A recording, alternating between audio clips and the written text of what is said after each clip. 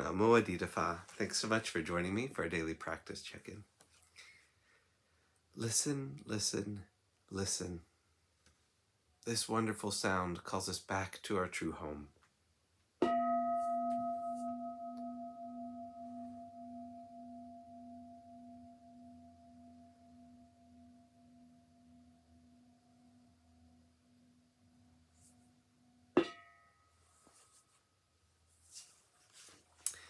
The second mindfulness training.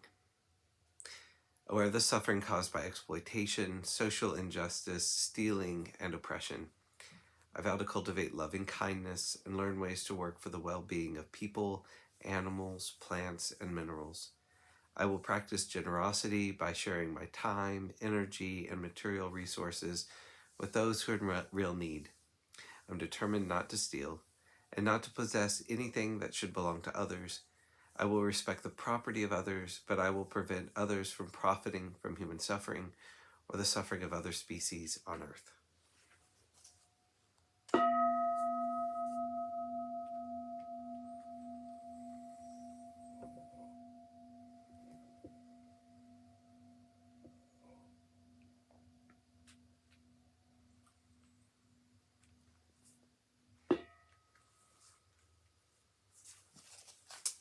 For our Dharma lessons, we're reading More Than Mindfulness, Widening the Field of Practice by the Monastics of the Thai Forest Sangha. Today we're continuing in a talk by Ajahn Viradhammo called Mindfulness, Vitality, and Inquiry. So, those are the three factors. Sati, which is awareness, Dhamma Vichaya, which is this investigation of the phenomena of consciousness or Dhamma, and Viriya, which is vitality or interest. These three are really one piece, one type of mind, which is awake, which is wondering and seeing. You don't have to wait to suffer to do that, do you? It's better to do it when you are happy. When I was walking across the experimental farm, I felt a sense of joy, of presence, of being with that and sustaining that, rather than thinking, oh, it's springtime, great, winter is over, being lost in thought, not even noticing that it is springtime. You can take the beauty of life as a way of being present, a way of cultivating the sense of presence. In doing so, and doing that, you move away from thought to the present moment.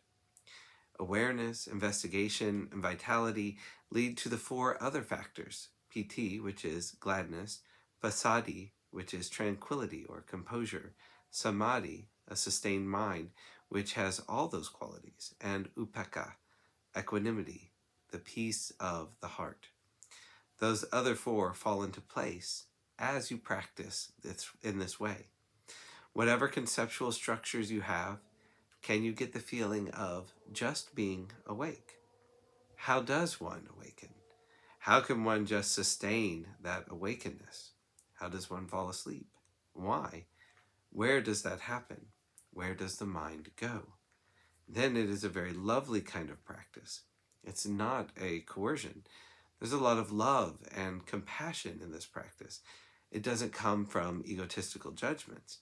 If you find that mindfulness practice becomes contrived and controlled, and you can't enjoy an ice cream cone because you're being a Buddhist, I say, take up something else.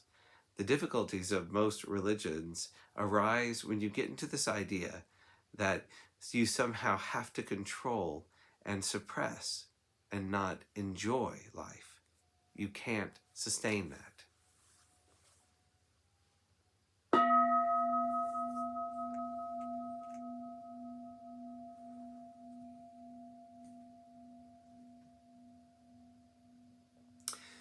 May all beings be well. May all beings be happy. May all beings be peaceful. Namo Phat. Thanks so much for joining me today.